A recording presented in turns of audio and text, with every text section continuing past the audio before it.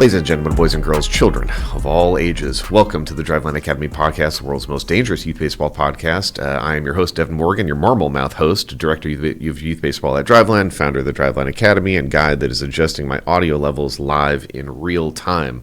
Thanks for being with us. Thanks for being here. Thanks for being back, whether you're first-time listener, last-time listener, somewhere in the middle. It feels like we haven't done this in a little bit of a while. I don't know if that just has to do with like the unrelenting amount of chaos that seems to be revolving in my life right now. But I'm glad that we get a chance to make time for this, and not specifically because I just want to come in here and vent to you guys in my little private podcast prison cell. But it is nice to be able to do this and just get some stuff off my chest. We have a lot of stuff that we want to talk about today. I'm going to try to find a way to make all of this flow together in terms of topical alignment. And the first thing I got to start with you, look, first-time listeners, last-time listeners, etc. We're going to do a little bit of housekeeping. We're going to do housekeeping a little bit different. First housekeeping item we're going to keep the same, which is axbat.com. Code DL20 will get you 20% off at axbat.com for all of your stick and ball sport enthusiast training and competitive needs. Game bats, training bats, all the stuff they have it at Axe. Go talk to Jay and my guys over there.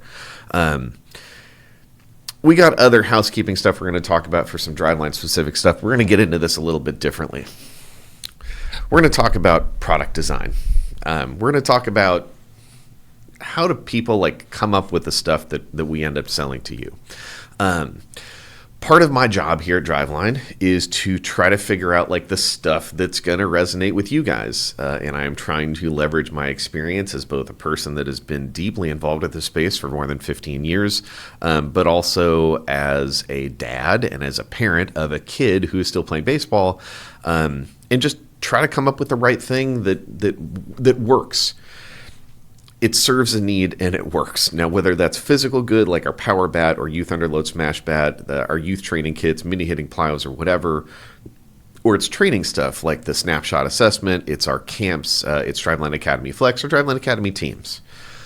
All of that stuff exists on this through line of like what works, right? What works, and then what's the level of engagement that you want, right? You want to do a short duration thing. Hey, just come in for the snapshot assessment. You're going to get the best information that you can't find anywhere else in the world about what your player is performing. Now, you do Driveline Academy Flex. Hey, you can get that, but also with a training plan. Our Driveline Academy teams, hey, that's the full-blown, that's the Cadillac experience, the Lexus experience, the Rolls-Royce experience. I'm not sure what's the correct automotive parallel. The Driveline Academy camps. Hey, you want to just get started on this stuff, but you just want to start kind of like with an in-person experience. You're close enough to be able to like get a taste of the Driveline, want to train in that game and goal training environment. We got you for that. All of that stuff has been designed to try to figure out, hey, what's going to work with people relative to their level of engagement. The stuff that resonates for them, right? And it occurred to me today, maybe not today, I guess this is a little while ago. It occurred to me how hilarious that job is in other aspects, and how crazy it is that I spend the amount of time that I do on this stuff, because other people just seem to like throw stuff at the wall, and sometimes it works. And what I'm talking about is chocolate water. Let me explain. The closer that I get to an age that is approaching a 5, starts with a number 5, the more that I find myself trying to optimize different phases of my life.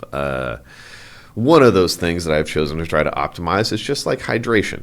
I am not and to be clear and like to reset how ridiculous this probably is, I'm not an endurance athlete.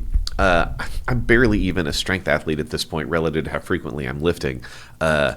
You could even go so far as to say that I'm not an athlete. However, I decided that like I wanted to just try this stuff to like increase my hydration. So, because being hydrated is good, and I suppose for any other reason other than the fact that like I don't want to be 50 looking like I'm 70, I want to try to stay hydrated appropriately, right? Water, pretty important to human beings. So my wife brought in these Element like salt hydration packs, and you just drop it in your water. Fun fact, if you want the visual experience of me shaking my water bottle, you can find us on YouTube or Spotify, and you can watch the show. Otherwise, you can listen to it on any other platform. I digress. So my beautiful love of my life, 20-year anniversary partner of mine. My wife brings in these Element salt packets, right? And it's got like some iodine and it's got some other like trace minerals, and you just dump it in your water. And she had a bunch of them that were like watermelon flavored. And watermelon flavored water, so like it tastes like watermelon and salt. Not bad, right? Not bad. Shout out to anybody that's very familiar with dumping a little bit of tahini spice on your watermelon and enjoying that particular delicacy in the summer. But anyways, so I've been ripping on these watermelon salt things for a while. And we're getting close to the end, right? The amount that she had gotten from a friend of hers, we were starting to run out. And there were a couple other flavors in there, in this container of these Element salt hydration things. The one that I pulled out said it was chocolate blueberry flavored. And I go, all right, chocolate, good. Blueberry, good. Okay, fine. Throw it in my water. It's terrible. It's unmitigatedly terrible because it's chocolate water. The blueberry part is kind of immaterial.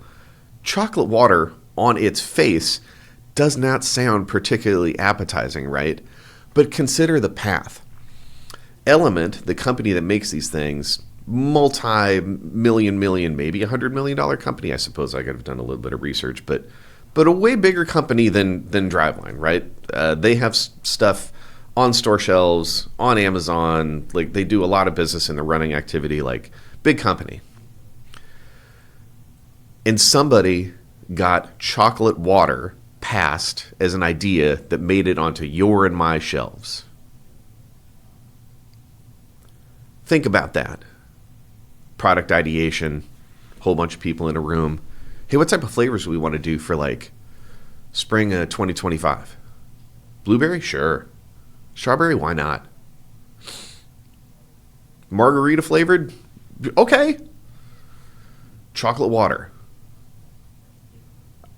Okay. But it doesn't stop there. Because before that meeting, the guy or the girl that came up with that idea, they're sitting at home. Hey, how was work today? It's pretty good. I had to work on some ideas for like the flavors for our spring line. Oh, really? What'd you come up with? Like a chocolate fudge? Chocolate water? Yeah, that's what I'm rolling with. And they had to say that to a spouse or a partner or a friend, and somebody was like, okay, chocolate water's not your only idea, right? No, I got some others, but I'm really fired up about chocolate blueberry. And then they go into the office and they pitch that. A bunch of people, like you can imagine, they've got a board up, right? Kiwi strawberry. Arnold Palmer flavored. Root beer. Chocolate water. Goes into the next meeting. Okay, so we're going to focus. We got to do some focus testing, guys. We got some new flavors we're going to kick off this year. Banana split, fruit punch, vanilla mocha, chocolate water. They have to have focus group meetings. Okay, raise your hand if you liked chocolate water. And they got all that feedback, and they still went to market with chocolate-flavored water.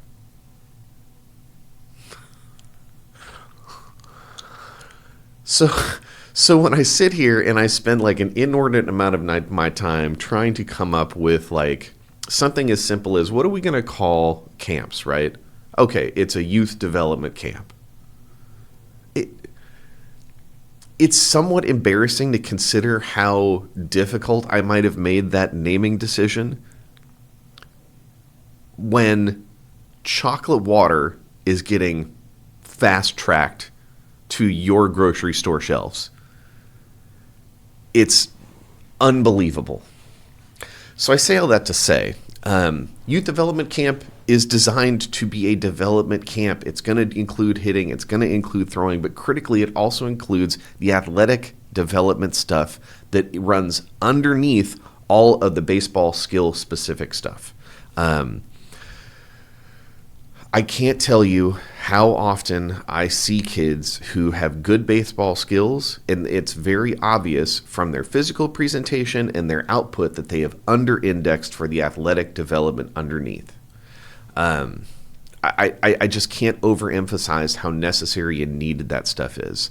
You can have the conversation about how that type of long-term athletic development, strength development, athletic development also acts as like a safety function, right? Because if you increase overall athletic capacity, then I don't think it's like a galaxy brain leap to assume that if you increase overall athletic capacity, you are increasing capacity in the sport-specific application of those athletics. This is why it was so dumb and reductive that we went through that period of time where like, oh, pitchers shouldn't bench.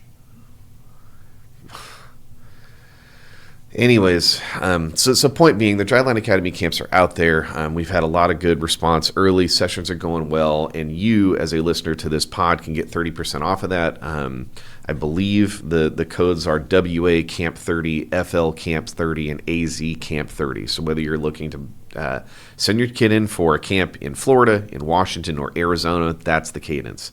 WA Camp 30, FL Camp 30, AZ Camp 30. State designation, camp, and 30 will get you 30% off at a camp. There you go. That's a weird way to get into it, right? But I had to talk about chocolate water. I absolutely had to. The other thing that I want to kind of talk about a little bit more in depth is some of the transformative, and I will say transformative results we've got with kids who are in the Flex program.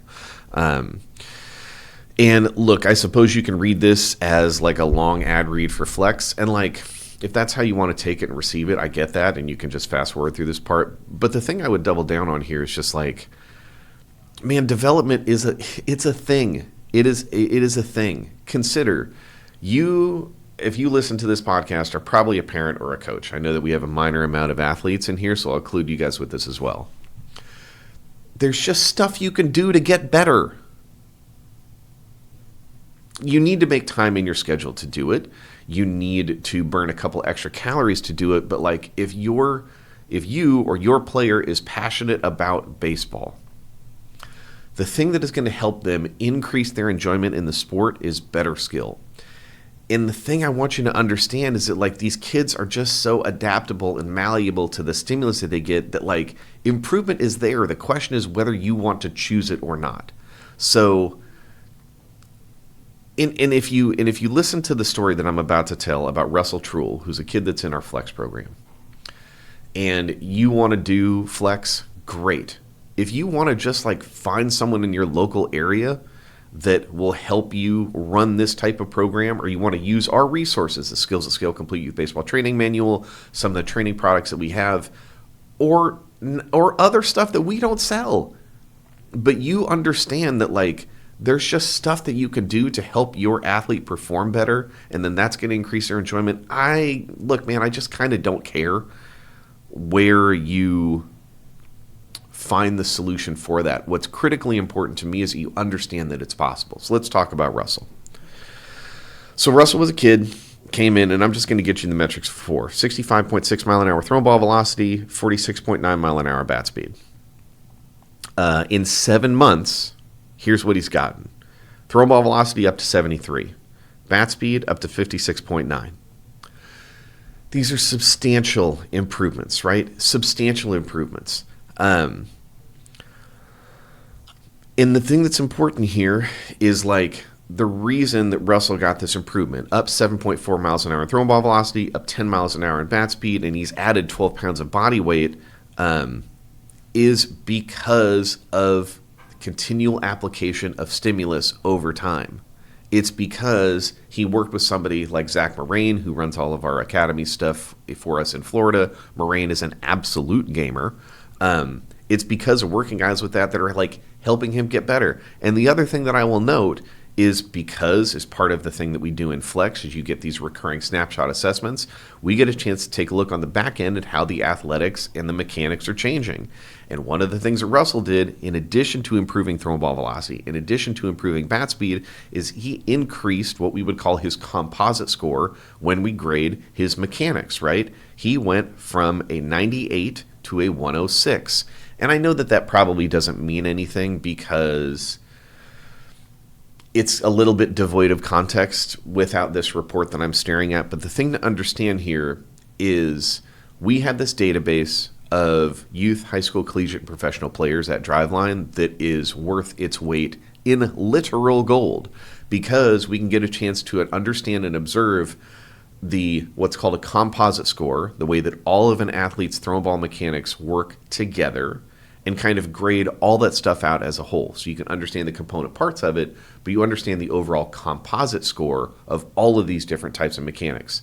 Arm action, lower half, upper half, sequencing, force production, etc.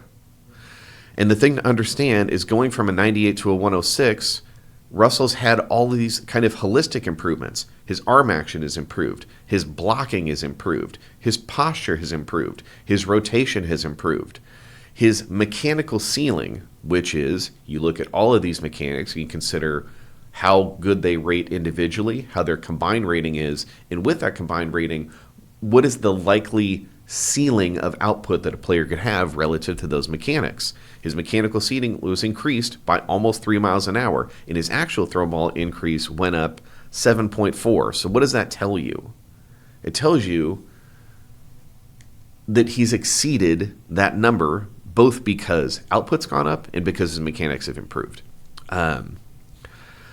Again, putting in 10 miles an hour of bat speed improvement, going from 46.9 to 56.9 from July of 2024 to 46.9 to a 56.9 in March of 2025. It's no secret that he went from a 72.3 mile an hour average exit velocity to an 81.1. It's no secret that his maximum exit velocity went from 73.5 to 83.5. The whole skills at sale skill concept largely revolves around this type of progression, an acknowledgement that as kids as they grow in this game, which comes with a change in real estate, we need to make sure that their skill development pairs with that real estate change. This is what that looks like. And he got there in 7 months. We also made some changes to attack angle, right? We also made some changes to time to contact. Like there's a ton of change underneath the hood. So when you start to hear us talking about, hey, exit velocity went up by X and Y, it's generally a result of both of those things, mechanical improvement and force production improvement. And the thing that I would hope that everybody kind of understands at this point, year of our Lord 2025, is that what we do at Driveline is we develop both. With players of this type of age, right, it's highly likely that we might have a focus on the output increase. The reason for that is because we understand that by increasing output in the way that we train it through drills, through athletic development, we are going to see that change be the result of both force output increase and mechanics getting cleaned up. It just takes both. And in terms of like the way that this played out for Russell, right? Kid started as a swing player in his high school, a JV to varsity, freshman in JV. He gets better, secures the JV spot by the time we get to January, and gets an invitation to varsity in February. Again, I want to hammer home that like this is kind of about flex, but this is kind of not. This is kind of about Driveline, but it's kind of not. I can't not stump for the fact that we're very good about this stuff. I can't not tell you the truth that Driveline Academy Flex is one of the ways that you can engage with this stuff to help your player get better. I can't not tell you that this went from a kid being on the fringe of like a freshman to a JV team to getting bumped up to varsity because their skills got better, because their mechanics got better, and because Flex acted as a conduit to drive improvement to all of that stuff. Look, I am not telling you, and I would never tell you that this kid is going to go and like he's going to be a D1 kid. I would broadly offer that anybody who's trying to tell you that type of promise is someone you want to stay away from. I'm not going to tell you that, because right now this kid has gotten a heck of a lot better, and that improvement has changed his position, right? Being a fringe freshman team JV kid to getting a varsity invite changes his position. Changing his position now does, to a degree, change what his future might look like. But I'm not going to tell you the kid's going to go D1. That has a heck of a lot more to do with what happens between the ages of like 15 and 18 than it does anything else. But I will tell you that you're giving yourself leverage for what those future possibilities entail when you start to focus on the skill development this way. And if that message resonates for you and you want to apply that and you want to do some Driveline stuff, then like, cool, we got you. If you want to understand this concept and apply it on your own with some of the tools we got available for you, we got you. If you want to find somebody else that's going to run your player through this type of training methodology where you assess kind of how current performance is, you deploy training designed to improve that performance, and then you retest to see if you actually got there, I don't care. Because the thing I care about most is the overall environment of youth baseball. Do I want every kid in the country to do some Driveline stuff because it's going to help them get better? Sure. Is that going to happen? Probably not. But if what we can do is kill that idea that like the good kids are good just because they're good, and the kids who aren't yet good, I guess you just got to work harder. You just got to want it. Like, that's the idea that I want to kill. So you can choose your own adventure for kind of how you want to implement that. Some other interesting stuff. Again, I kind of threaten that this show is going to be a little bit wide ranging, and I'm trying to connect the dots here so that this stuff makes sense. An interesting thing that did come across my eyeballs. One of the things we're doing is we're doing a little bit of study with a large university, trying to understand the effects of position player throwing and how that affects workload. As you guys probably know, I'm a wee bit passionate about this pitch count thing and having kids avoid being overused. But the entirety of that conversation has largely been around the pitching workload specifically, right? Like what happens on the bump. We probably made note of it on this show a couple times that like you still also have to be aware of what's happening in the field, what happens in the pregame, because like all throwing counts. Again, it's probably horse glue territory for longtime listeners, but just to reiterate that like all throwing has a cost. We've talked ourselves in baseball into that not being the case in the past, and scientifically we've just like proved that that's wrong. So we should have our perspective informed appropriately by that understanding, right? All throwing has a cost, and you want to accommodate for all of that throwing to have the best understanding of where your player is and what they're capable of. Certainly, using an individualized solution like a pulse sensor and a strap and having your player wear that is the best way to go about doing that. But we're also aware that like that solution right now is probably not economically palatable for a majority of the market. It's also a little bit complex. I mean, to tell the truth, right? It's a little bit complex, and it's going to require a highly motivated coach or parent to kind of unpack. And that's fine, you know. But one of the things we can do is just start to understand in a broad sense what the impact of position player throwing is on workload. And then as we start working towards the development of new things, like perhaps a revised pitch count standard, something that might sound like MLB Pitch Smart 2.0 or whatever. I don't know what the branding is. But that it would be informed by some reasonable expectations about what the cost of position player throwing workload is.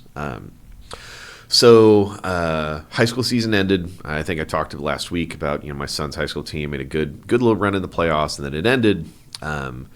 And what we're doing is basically, as the season ended, before we actually got into the summer ball season, in the deep end of pitching, we wanted to do an assessment on kids' mechanics to kind of see how they look before summer ball starts, and then again, you'd want to see how it looks at the back end.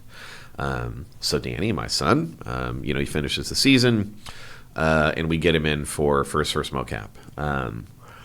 And as part of that, we're running what's called a FitLines assessment. So basically what FitLines is you have kids kind of go through and throw pitches at specific output levels, right? So like 4 pitches at 45 miles an hour or less, 4 pitches at 55 to 45, 4 pitches from 65 to 55, et cetera, et cetera. You understand kind of how this plays out up until the point that they hit their kind of output threshold. So Danny comes in and does his, and kind of an interesting thing we observed. His arm speeds from like 60 to 70 to 80 were basically all the same. They're right like around like 750, 780-ish. And it was only when he started to get above that threshold, so currently from like the 83 to basically where he tops out right now, which is right around 90, that from that point, from like 62 to 72 to 83, the arm speed was basically the same, but the output changed drastically. Why is that? Well, what we believe to be happening is he drastically changed the amount of force he was producing and then turning that into sequence with his lower half and torso, of course, into that. But the arm speeds largely remain the same, which I think, weirdly enough, kind of like confirms some old school stuff about, coaches back in the day want to make sure the guys use their lower half to produce force. Now, the other thing that we know is one of the strongest correlations, and I think the strongest correlation to throw ball velocity is rotational acceleration, right? Like it is a rotation game. That's the primary thing. But everything else matters too, right? And if I was a parent of like a 9 through 12-year-old getting this information, the thing that I would take from it is the importance, once again, of whole body athletic development. Because the more force that you can produce with your everything else but the arm, the more that I suppose it's actually the less that you're asking the arm solely to be responsible for when it comes to velocity. This is why we don't sell anything that promises like a significant amount of velo uptick in a short amount of time, because we'll unpack that idea, right? You can get kids to throw harder by just helping them move their arms faster. You can help them move their arm faster by incentivizing intent and giving them a safe emotional space to move fast so they're not going to get yelled at if they might throw a ball outside of the zone. But that isn't really the type of holistic, sticky athletic development that's going to make those numbers real and sustainable, right? The real and sustainable development is going to lead to this type of thing, where the arm speed can kind of be on autopilot, but through more efficient sequencing, through more greater amounts of force production, not with the arm, but with the other areas of the body, that you can start to increase velocity. That's my big takeaway from this thing. And I just thought that was some kind of unique data that while the study is not complete, I did want to share with you guys, but because I think it really does say a lot about the value of understanding more about like where force production and throw ball velocity comes from, and what's the safe and sustainable. Well, okay, maybe I can't say safe. What's the sustainable way to increase that? And what's a way that potentially might do more harm than good. Because if I have a kid who throws the ball harder just because I encourage them to move their arm faster, and I don't increase athletic capacity holistically, and I don't do meat and potatoes drill prescriptions to help them learn how to move better, how to blockchain develop all these different pieces of the throwing motion, from loading to blocking to rotating to posture, then all I'm doing is it's like, oh, here, well, I'm a big car guy. You guys probably know this. I'll give you a car analogy. If I have a turbocharged car and I want to make more power, it's pretty easy for me to just turn up the boost.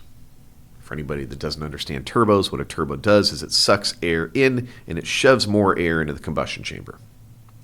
Presumably, the more air that you have, the more fuel you can push in, the more spark, and now we make more power.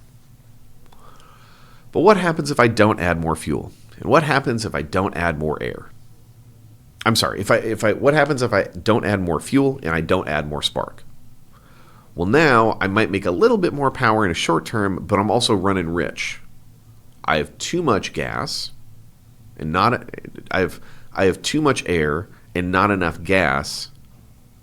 So actually, no, it's the other way around. I'm running lean. Because I don't have a good balance between these needed ingredients in the equation of horsepower production, right? I have more air than I have gas. I'm running too lean. Bad things are going to happen inevitably. So the mechanism by which that we commonly, I think, pursue, and by we, I don't mean Driveline, I mean a lot of other people. This is it's like an exclusionary royal we. Is that how that would work? How a lot of people pursue velocity improvement is it's just like, hey, let's just try to do the short-term thing, right? Let's get you to move faster. And yes, that's part of it, and that's a pathway that we're going to pursue too. But you're not going to be able to do that here unless it includes the strength parallel as well. You're not going to do that here unless it's the drill parallel as well. You have to have all of it to develop holistically in a safe fashion. Like just doing the Driveline, if that means you're like doing a couple pull downs in your off season, dude, that ain't it. And to be clear, it's June 12th on the day that I am recording this. So we got about call it 6.5 weeks left of summer until we get to August, when, unless you're in a neighborhood or you're in an area where your baseball season started, I would hope that you're shutting down. And I would hope that you're shutting down for somewhere between 4 to 6 weeks. In the youth baseball side, high school, I guess that's a different conversation. I still think a little bit of shutdown is necessary, but I digress. Once we get into August, that's when some kids are going to start training again. They're going to start firing this stuff up. For sure, they're going to start firing it up when we get into the fall and the winter.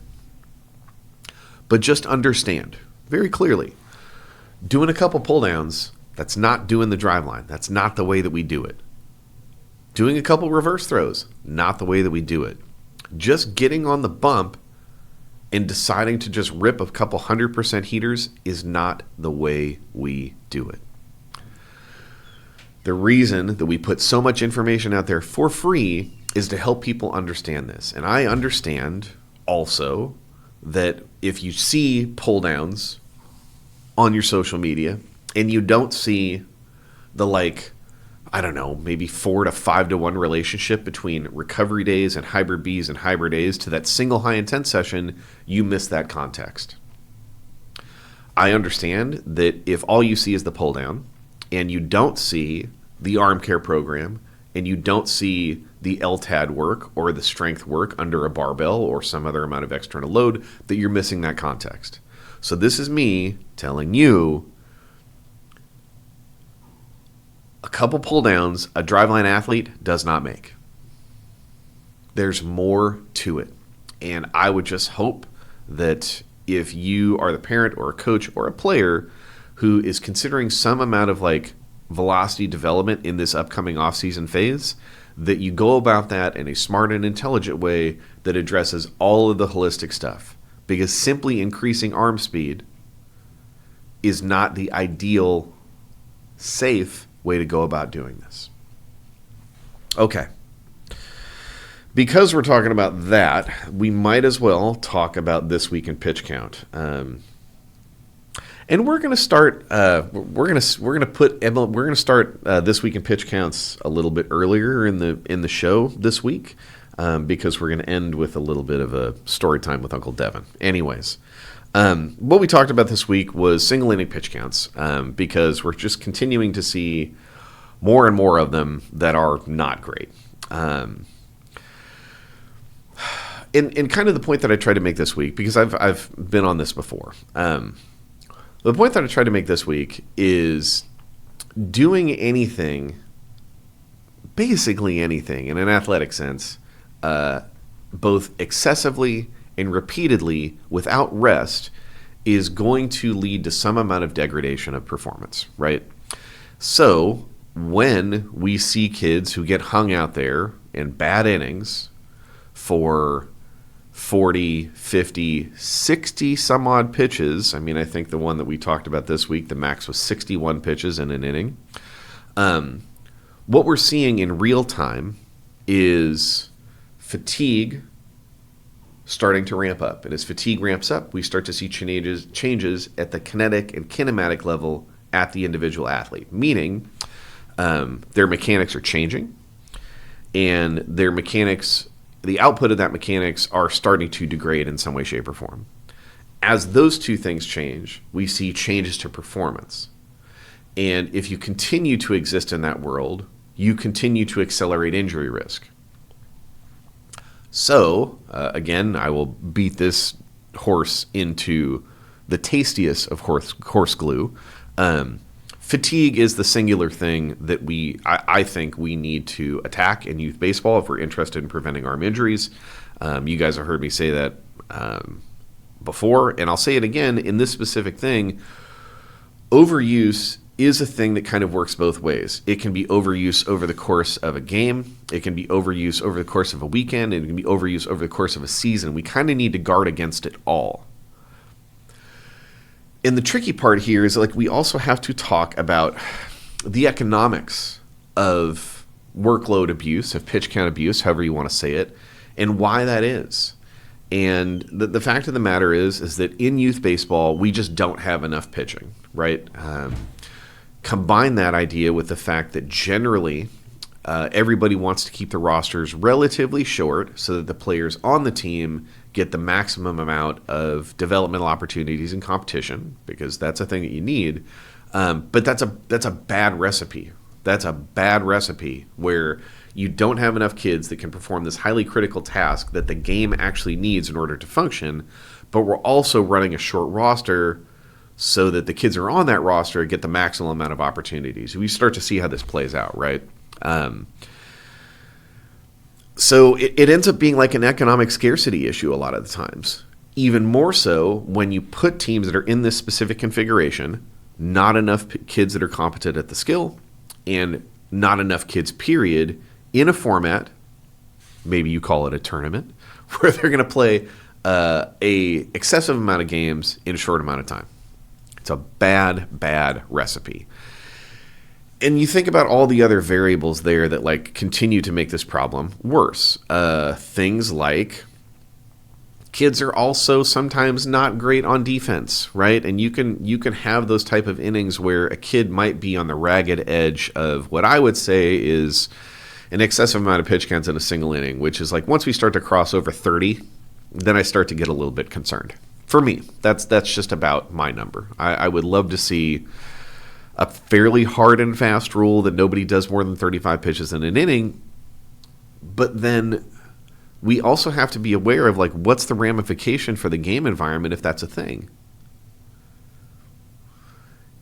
If 35 was the number, if we just give me the magic wand and a wizard hat and all the things, and I can just make everyone bend to my belief, right? Let's imagine that 35 is the number. We already understand that, like in a tournament format, because the current MLB Pitch Smart rule says that if you do 20 pitches or less, you can return with 0 rest. We've got games that are playing where a kid will come out and they'll roll 20, and then they switch pitchers. Roll 20, switch pitchers. Roll 20, switch pitchers. That's not great either, because now the game is just kind of like a series of stop, start, stop, start, stop, start. You combine that with the economical scarcity issue of not enough pitching and not enough players. You combine those things with the fact that sometimes defensive competitiveness or lack therein, or the fact that just kids are kids and they're still learning, is going to combine and interact with these other economic multipliers and exacerbate those conditions. And it really, all of this just kind of leads itself to, how long can we continue to have youth baseball function in this container? Like, why can't we just play 3 games in a weekend? Why? Oh, well, we gotta play 2, and then we gotta play 2 more, and then we gotta have a championship. Or we gotta play 2 more, 1 game, and then a consolation game. All of these variables, the game container mixed with the economic scarcity, is creating this solution. And as I am continuing to work on this issue of the revised pitch count rules and a universal implementation and universal reporting of said rules, and I promise that work is still going on. We're working on stuff. When you combine those things, it's very valid to wonder, let's say we deploy this new standard.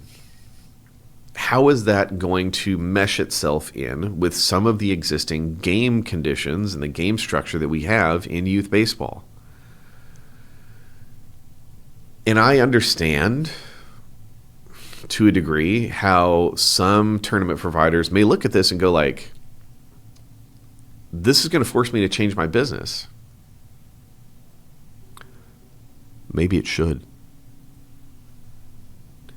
Maybe 6 games over 2.5 days is a bad idea for kids. Maybe 5 games over 2.5 days is a bad idea for kids.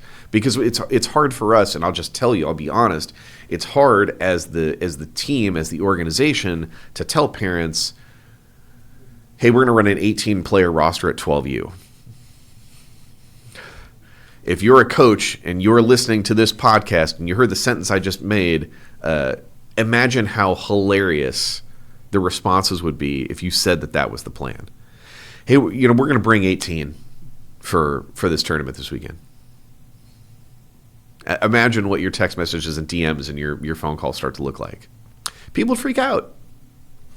People would freak out because the thing that they definitively understand, number of ABs, number of times on the bump, number of innings in the field, now comes into question. But in that world, better control of pitch counts, solving for overuse, what other solution do you have if you know that you're going to play 5-6 games over 2 days?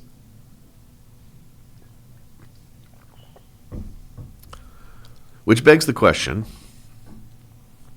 why do we have to play 5? Why do we have to play 5? Could we just play 4 in a weekend? Could we play 3? I mean, I think 3 games over the weekend, you got a roster of 12, 13. You can probably get through that. 4 games? I mean, now we're really asking a question of like how many pitchers and how many pitches do we need to get through a single game safely, keeping kids under an unsafe workload number? And can we get to that number with a roster of 12 if we have 4 games? Once you get to 5, it's tough. I mean, the answer might be no. Once you get to 6, you definitively know. But you backfill the roster, you build up the roster to be able to get through it safely, and now people start getting freaked out. And that's just the reality of it. And I'm not quite sure what the solution is. If there's one thing that I am going to be working on until it gets done, or I am taking a dirt nap, it's going to be the institution of universal pitch counts and universal pitch count reporting in youth baseball. That's a thing that I'm committed to. I can't guarantee that pairing with that is going to be a broad understanding that 5 or 6 games in a barely 48-hour period is unsafe for children. Some people are going to still want to run it that way. Some people are, their business model is revolves around that type of game volume in this really constricted period of time. I don't know how we fix that. I don't. Other than you, dear listener, sending shows like this and information like what we've already put out, and certainly what's going to pair with everything we're running out about, this new idea about universal pitch counts, universal reporting, and sending that out to your parent friends and helping them understand that, like, hey, the way that we've done it for a while is inherently unsafe. I don't know how else to say it. 5-6 games over the course of like 48 hours is unsafe for children, unless you want to run a 20-person roster. Imagine what that looks like running your tryouts. Hey, tell me about the schedule for next year. Tell me about the team construction. Yeah, so we're going to run, it's 12U. We're going to run like 20 players. Again, if you're a coach listening to this show, I don't need to tell you how that's going to be received by most parents without a very significant amount of explanation.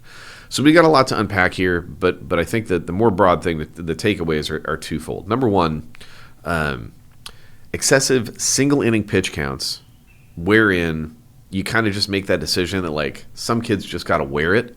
That sucks.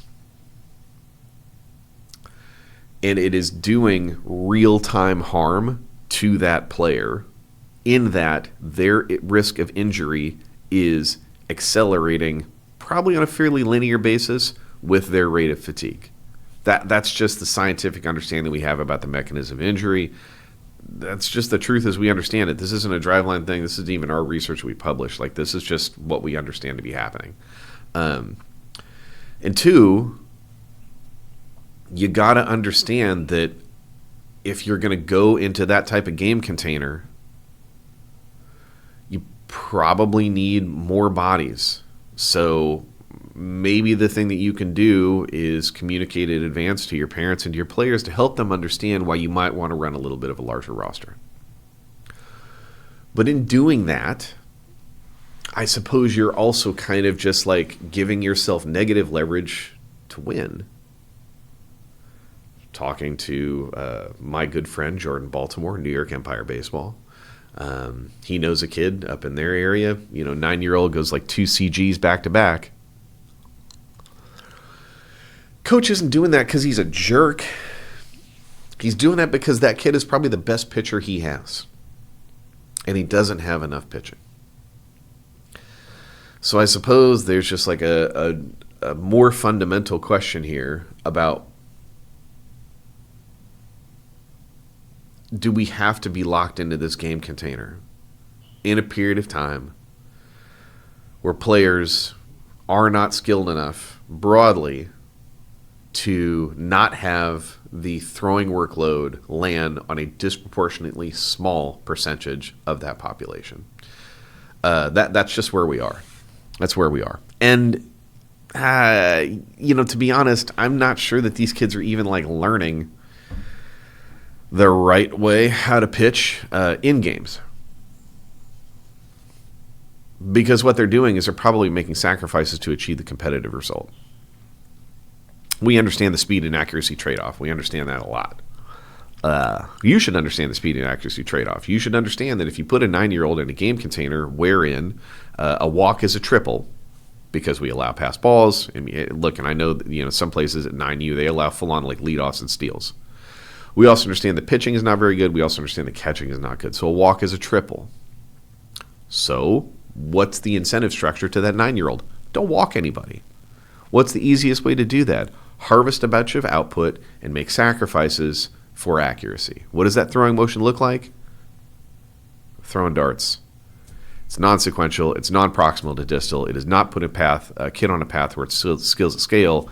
It puts them on a path to being an equipment manager. But win a lot of games at 9U. These are the trade-offs that we're making because of the environment that we've created. So I'm working on the rule thing. A lot of other men and women are working on the rule thing. We got a great team that's trying to get this thing done. We got a lot of good positive progress that I'm very excited to talk about when it's the appropriate time. But the thing that I will tell you right now is that part of our problem is the game container. And I think the path to solving that is a lot less clear. Okay. I got 2 things left for you. And one of those things is a story that I'm a little bit embarrassed to tell. And I'm not even sure that, I am very sure that I'm not the bad guy. But I got a little bit angry. And I suppose the best thing to do is just like tell you the truth about the entire story, and I'll let you can kind of make your own decision. So we're playing in a tournament last weekend, I think. Got a game on Friday night. And go out there. It's just regular. It's a game. We're just playing baseball. Pretty good team. Actually, no, very good team. Good baseball team. One of our kids hits double.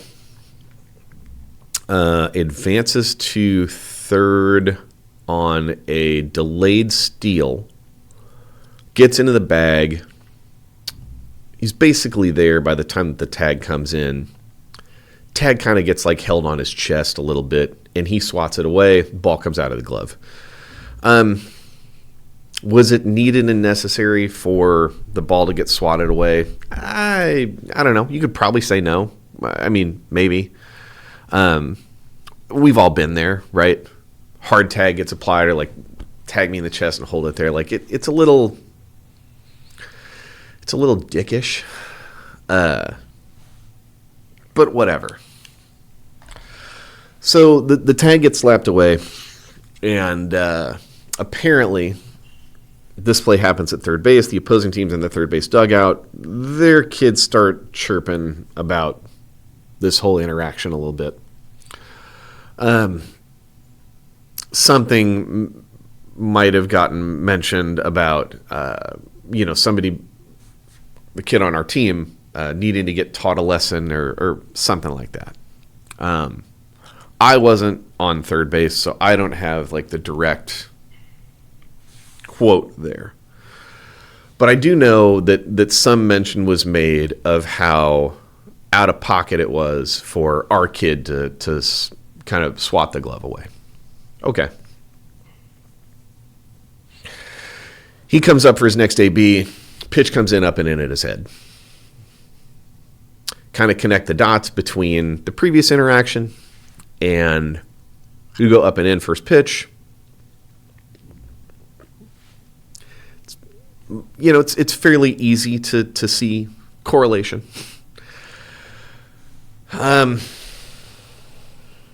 Our coach, their coach, start jawing a little bit. Okay. That continues over into the next half. Umpires warn my coach, their coach, like, hey, you guys can't talk to each other anymore. If you do, you're getting bounced. Our pitcher, first pitch of his half inning, throws a cement mixer slider, or curveball, I think, that just stayed up, hits their player in the front shoulder at like 63 miles an hour. And now, it feels almost like we're retaliating. We don't do that. Like, we just don't do that. And that's one thing I can tell you definitively, is that there was nothing intentional or nothing retaliatory in that thing that happened. Sometimes kids throw bad braking stuff and it doesn't move, and stuff happens, whatever. So things are rather contentious because of these two instances. Game's pretty tight. It's a good game. They beat us. We had the tying run at the plate when time ran out. I think it was lined out to right field. But it's fine. So we lose. Go through a handshake line. One of the coaches on the other team stops to talk to our coach, and I went through the handshake line because basically once all this stuff kind of went down, I was in the dugout and on the field because I want to make sure that, our kids are protected, and, just want to make sure I had a close eye on things.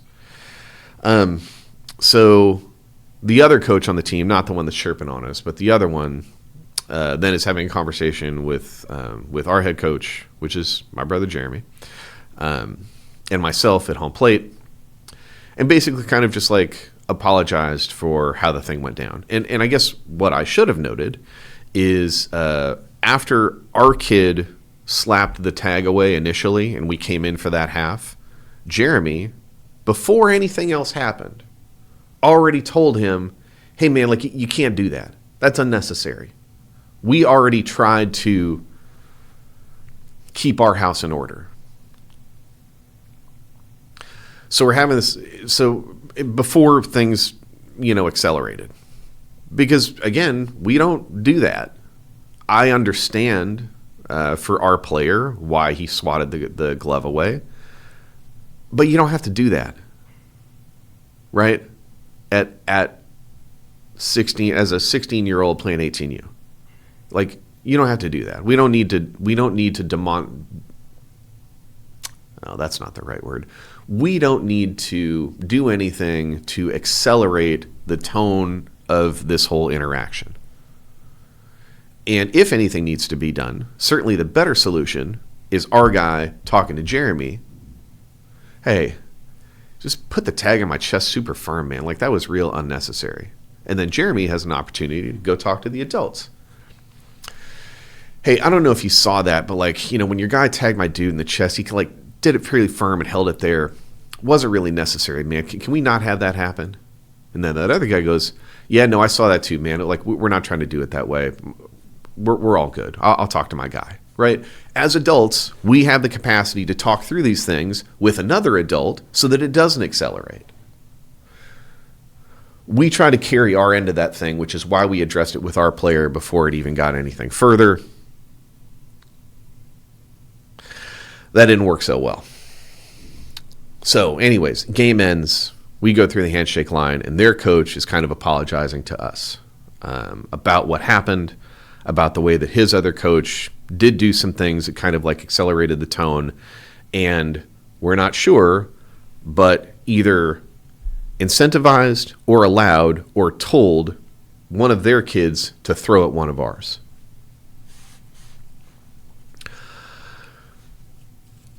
While this had gone on during the game, there was a roster issue. Not with our team, with the other one. Looking for a site director, can't find him.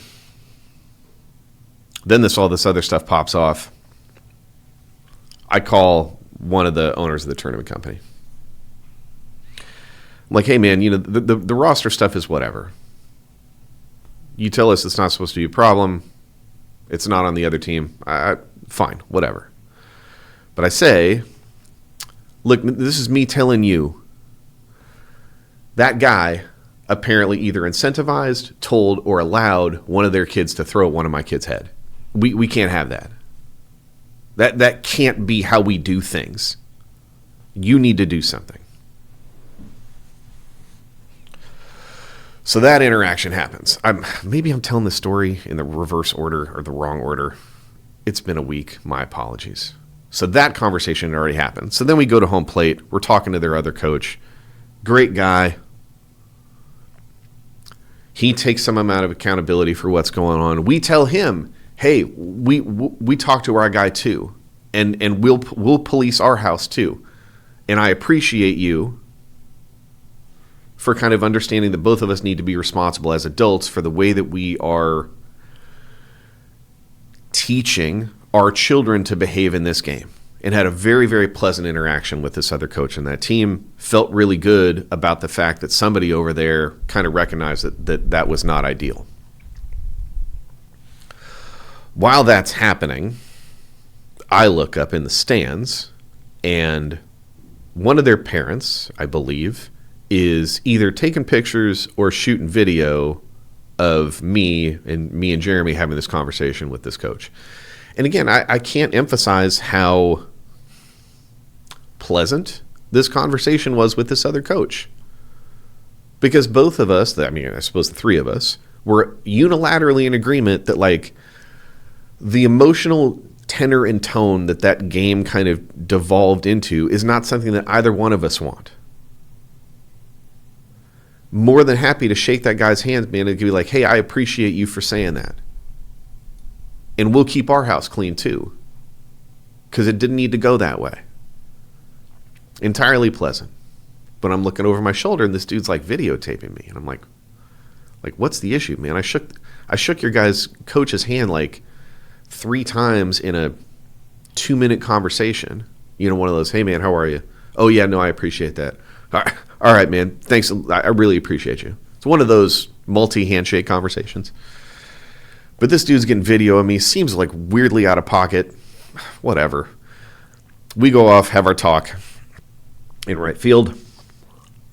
Look back over my shoulder, and this dude is still like eyeballing me. Maybe getting video. I don't know. Standing there. Look back over my shoulder, and he's still just, apparently, there's something magnetic about why he's all in my pocket. So I'm like, you know what? Let's have a talk, right? Let's have a talk. Let's see what the deal is. So I walk out there, and I'm trying to find this guy who's been getting video of me or taking pictures or whatever. Don't see him. Start to just like come back to my side. Went over to their side, couldn't see the guy. Went back to my side, and I see him, and he's actually coming around the corner, coming out of the bathroom, I would presume.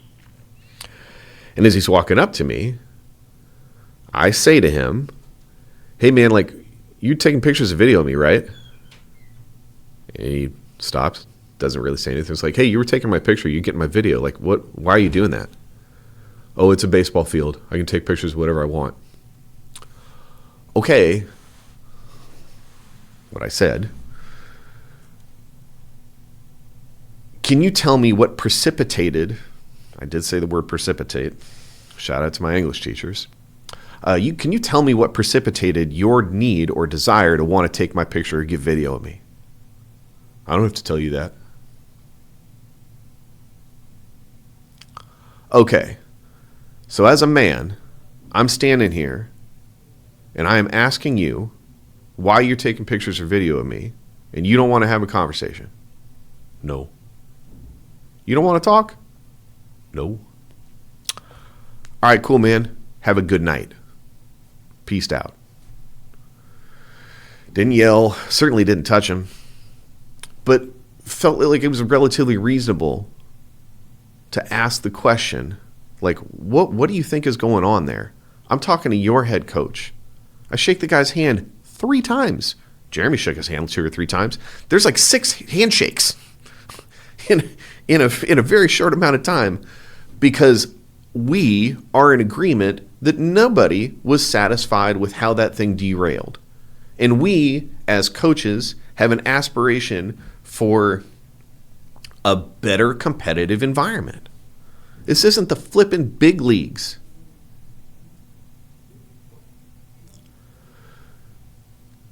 Teaching somebody a lesson by throwing at somebody's head cannot be the right way that we solve this problem. And I suppose what I inferred is that this dude taking pictures and video of me was going to somehow turn this into some story about how we initiated this action, or I am personally out of pocket, or whatever. So I went to go find the dude. Like, let's talk. Let's talk. I can explain to you exactly every choice that I've made and exactly what I understand from my perspective. You want to take pictures and video of me? Cool. You want to use that to construct some type of story about my behavior? Okay, but like I think it's reasonable to want that to be accurate. I would think it's reasonable to want that to be fair. So I asked the guy to talk. He didn't want to talk. Cool, peaced out.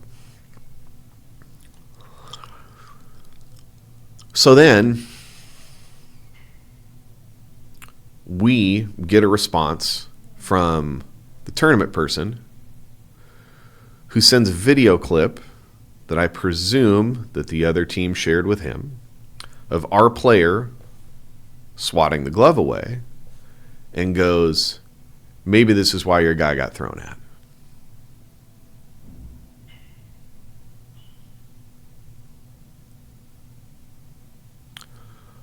Profound disappointment in that response.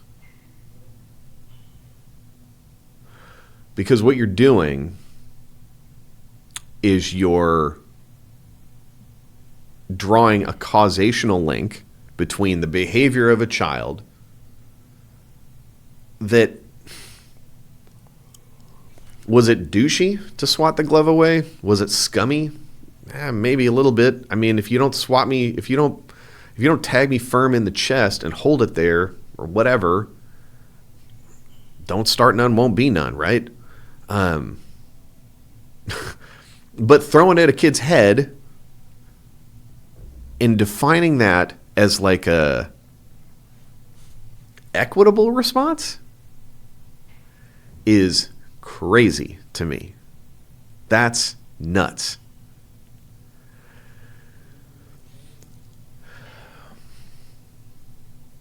If this is the bigs, different deal. But it's not. This isn't college baseball. This isn't non-affiliated pro ball. This is not JUCO ball. This is not big league ball. This is 18U.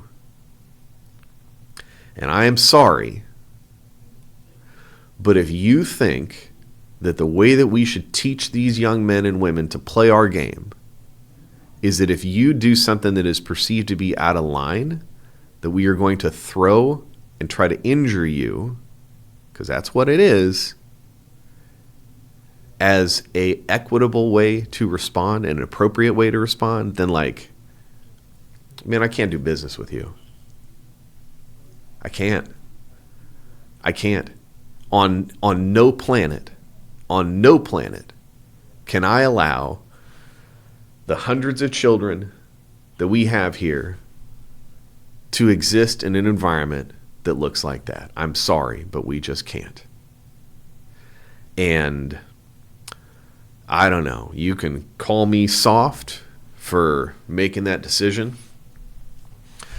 You can say that maybe I have my own lessons to learn about appropriate response, because I went down to try to find that parent who was taking my picture, taking video of me, and try to have a conversation. Fine. I'm willing to wear every single part of that feedback. As a 48-year-old man, I'm not sure that I am the most proud of my desire to want to go confront that guy and be like, hey, let's have a conversation. However, nothing that I did there gave implicit endorsement of an attempt to harm a child as a commensurate response to actions that took place between the lines. You can't put that on me. Being too aggro about a guy taking my picture or getting video of me, sure, you're 100% right. Because the reality is I have more to lose than that guy does. And I probably need to be more mature. Again, like I'm willing to own and try to implement that exact feedback. I had an interaction with somebody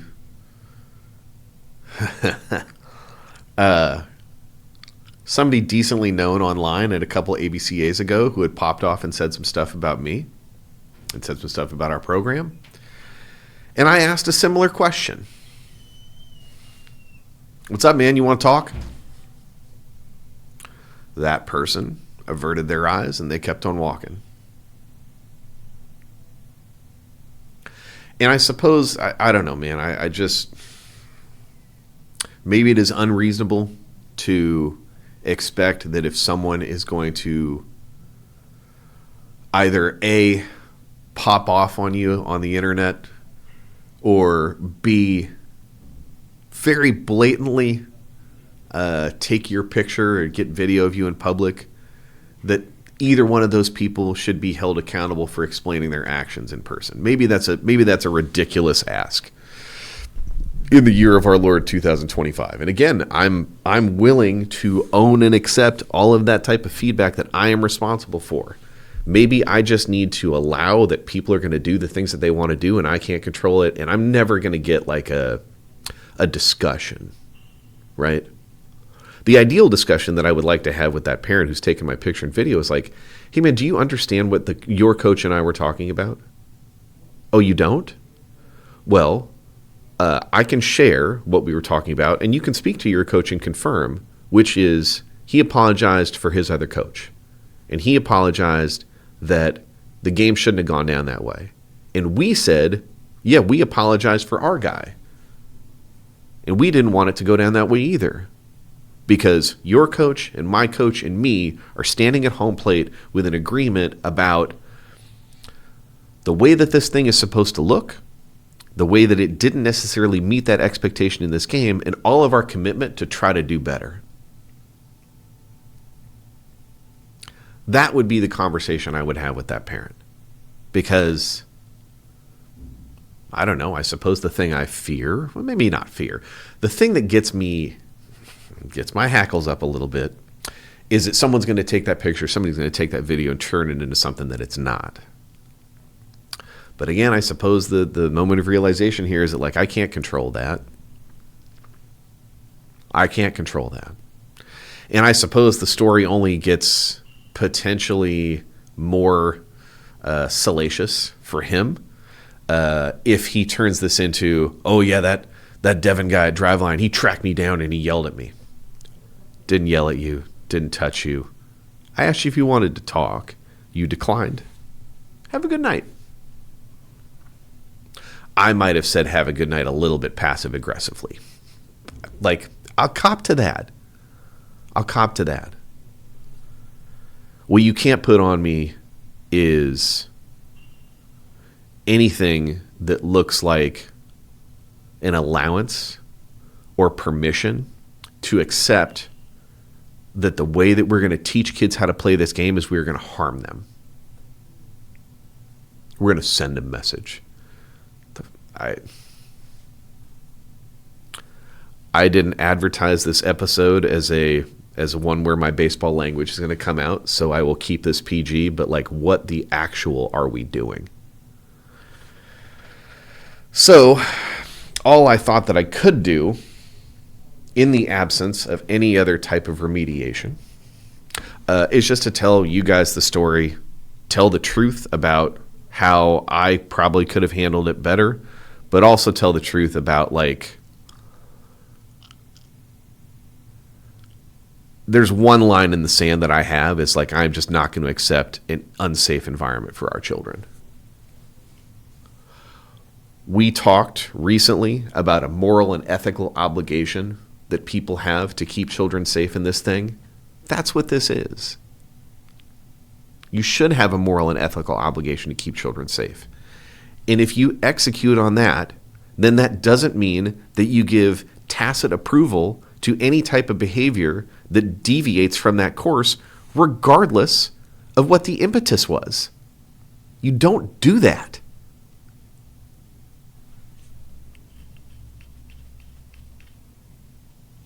been a week, guys. It's been a week, and I guess it's Thursday. I don't know. I don't even know where we are, but it's been a week. I don't know. I just want to tell the whole story about what we got on it, and I suppose if something other comes out to tries to tell the story any other different way, then I suppose, a reasonable and logical person can just balance out what I'm telling you with whatever else you see, and you can make your own decision about who's in the right, who's in the wrong, and what our intentions were. Because I think mine are pretty clear. And mine, I think, are very clear, clearly designed to revolve around one thing is one thing only, which is let's tell the truth and let's keep kids safe. And that's all I got. Last thing, man. Last thing. So my daughter graduated high school. She did the thing. It was great. We had a big grad party for her, and shout out to everybody that came through. Then we had the graduation the next day. We had a limited amount of tickets. We had a very small guest list, but when I think about all the things that my daughter dealt with and overcame and persevered with, and the new things that she tried and accomplished over the course of her high school career, man, I could not be any more proud. And one of the one of the best pieces of feedback that I ever got from another parent was when Cora started wrestling her sophomore year. Another parent I know who is the parent of a great kid, great ball player too.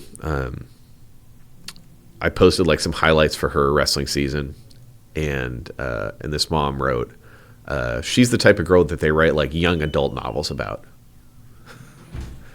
Right? Used to play baseball, now doing wrestling, also varsity cheerleader.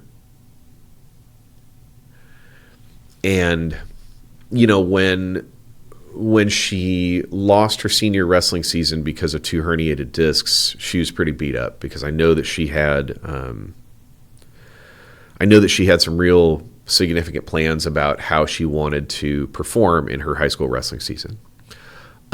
When she went through her rehab and got back to cheer and they went to state and they didn't win, I know that she was really bummed out.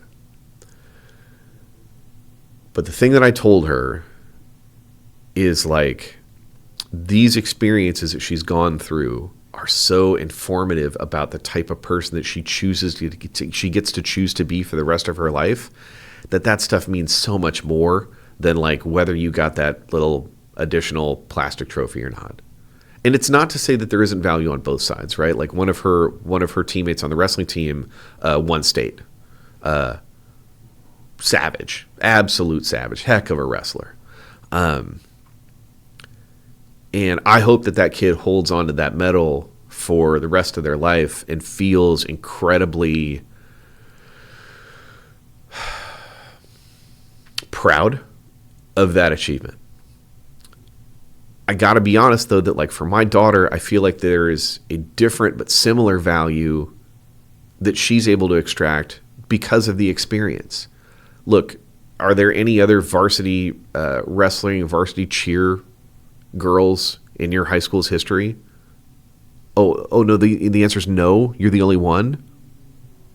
Okay, well, that means something. You got your senior wrestling season taken away because of injury, and you rehab through that thing so you can get a chance to still go compete at state for cheer and help your team and do the best you could. Well, that means something. Oh, you made all these sacrifices along the way, and it didn't result in you winning state, right? Or it doesn't result in your team winning state. Who gives a care? The experience, man. The experience is the thing that matters. And, related to that, at the graduation ceremony, they had a couple kids come up and do some music stuff before everybody kind of went across the stage. And 2 of those kids were kids that I used to coach back in Little League. Johnny, Milo, I see you guys. And one was playing trumpet. I think the other was playing the cello. Maybe. Guys, yell at me if I got it wrong. And man, it was really interesting to see two kids for whom baseball was like a significant part of their lives, and then it wasn't, and the world didn't stop. Like those kids both went on to do awesome things in high school. They have awesome things lined up for post-high school. And to be able to see them like get up there and just like perform not only in front of their entire student body, but like all these like 4,000 parents or whatever. I don't know, man. Like sometimes I don't think we give kids enough credit for how flippin' brave they are. And whether that's my daughter, whether that was Gianni and Milo up there performing, like, I don't know. It made me really proud to see them still pushing for some type of like excellent expression of who they are. And that expression for those two boys isn't a baseball thing anymore. And that expression for my daughter isn't a baseball thing anymore. And I could care less. I could care less. I could give a S. Because the thing that I care about is it hopefully they extrapolated some small thing out of the experience that they had playing baseball that's informed the way that they're going to go about the rest of their lives. That's the thing. That's the thing. And if I could just impart you with anything, it would be a little bit of both the need for us as parents and coaches and support people for these kids to let them know that that's okay and let them know that there's value there and that it is not all for naught. Again, 95% of all high school baseball players don't play college baseball. I think if we do this thing right, that doesn't also mean that 95% of those kids are a failure. What it does mean is that the game taught them enough in the period of time that they were exposed to it that then they get to take that off and deploy it however they want for the remainder of their lives. And ideally, they deploy it in a fashion that is informed by the things that baseball is specifically tuned and constructed and incentivized to teach us, which revolves around things like perseverance, which revolves around things like struggle, which involves things like overcoming different types of adversities at the macro level and at the micro level. That's the thing that we can teach. You could also teach in parallel to that the thing that we talked about before with our buddy Russell Trull. You can teach them the impact of focused development. How they apply that? Who cares? It's the lesson that I want to teach. I don't need them to sing a specific song. I want to teach them the instrument, if you understand what I'm saying. Anyways, I threatened that this would be a wide-ranging episode, and hopefully it lived up to that billing. It's been a challenging week for me. It's been a challenging week for my family because of some of the stuff that we're going through. And I suppose I will just wrap this up succinctly by saying this. This ride does not last forever. And I would highly encourage you to tell your folks you love them. And by your folks, I don't mean your parents, I mean your folks. Everybody. Like, tell people that you love them when you get an opportunity to do so, because the ride can end at any time. And then that opportunity to let people know goes away. So, yeah. We got another 6 weeks of summer baseball. That's going to be exciting. I suppose during this period of time, if I can maintain any type of recording schedule, we will achieve episode number 100. As per usual, you have my profound thanks and appreciation for listening and tuning into the show. If you can do the like and the share and subscribe thing, that is really greatly appreciated, both on Spotify and on YouTube and whatever. We're going to continue pushing with This Week in Pitch Counts. I suspect that's only going to get worse over the course of this summer. We got some substantial changes we're making to the way that we're running the academy teams here in Washington that I am incredibly happy about, and how it's going to set us up to really get the ultimate expression of the development results we can get with our kids Jeremy's out there working his tail off. I'm working my tail off, and we are getting closer and closer to, like, man, just to delivering upon, I think, what this thing can be. And I don't know, probably rambling a little bit. That's all I got. We'll catch you next week. I have zero idea what we'll talk about, but I am sure that youth baseball, like the bountiful harvest of triumph and tragedy, will give us something good. My name is Deven Morgan. I am down by law. Rest in peace to Dunny. I will talk to you soon. Thanks. Bye.